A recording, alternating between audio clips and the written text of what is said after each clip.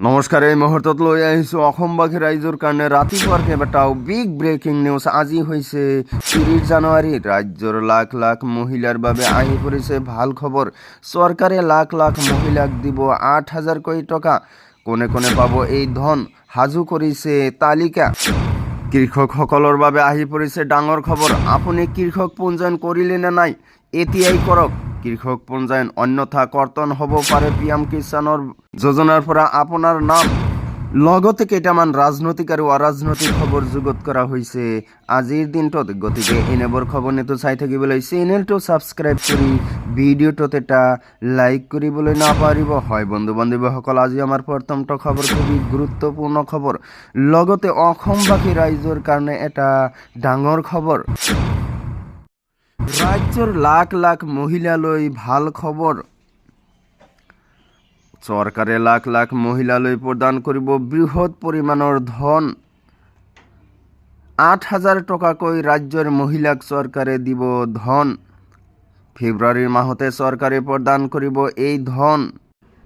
ফেব্ৰুৱাৰীৰ 20 তাৰিখৰ পৰা কৰা হ'ব ধন বিতৰণ, সাজু কৰিছে তালিকা। ফেব্ৰুৱাৰীতে কোন কোন মহিলাই পাব এই ধন? এইবাৰ কোনো মহিলাই লাভ নকৰে অৰুণোদয় আঁচনিৰ 1250 টকা। প্ৰতিগৰাকী অৰুণোদয় হিতাধিকাৰীয়ে লাভ কৰিব 8,000 কোটি টকা। বহাগ বিহুৰ পূৰ্বেই লাখ লাখ মহিলাই লাভ কৰিব এই উপহাৰ। ৰাজ্যৰ লাখ লাখ মহিলালৈ মুখ্যমন্ত্ৰীয়ে দিলে উপহাৰ। তাৰ পিছত জনাই আছোঁ আমাৰ পৰৱৰ্তীটো খবৰ, খুবেই গুৰুত্বপূৰ্ণ খবৰ। লগতে অসমবাসী ৰাইজৰ কাৰণে এটা ডাঙৰ খবৰ। আপুনি কৃষক পঞ্জীয়ন কৰিলে নে নাই? কৃষক পঞ্জীয়ন নকৰা লোকৰ নাম কৰ্তন হ'ব পাৰে PM কিষাণ যোজনাৰ পৰা।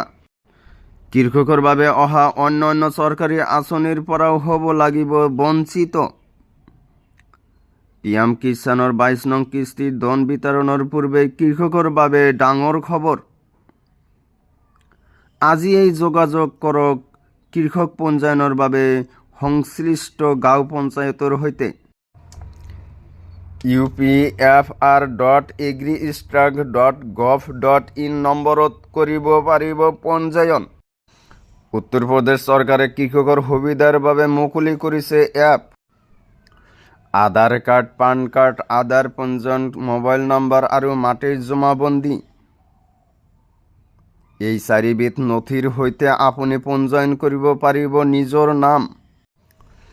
আধাৰ কাৰ্ড আৰু সক্ৰিয় ফোন নম্বৰৰ জৰিয়তে আজিয়েই কৰি লওক পঞ্জীয়ন। কৃষক পঞ্জীয়নৰ বাবে নিজ নিজ গাঁও প্ৰধানৰ সৈতেও কৰিব পাৰিব যোগাযোগ। জিলা সাধাৰণ সেৱা কেন্দ্ৰ SCS সমূহতো পঞ্জীয়ন চলি আছে।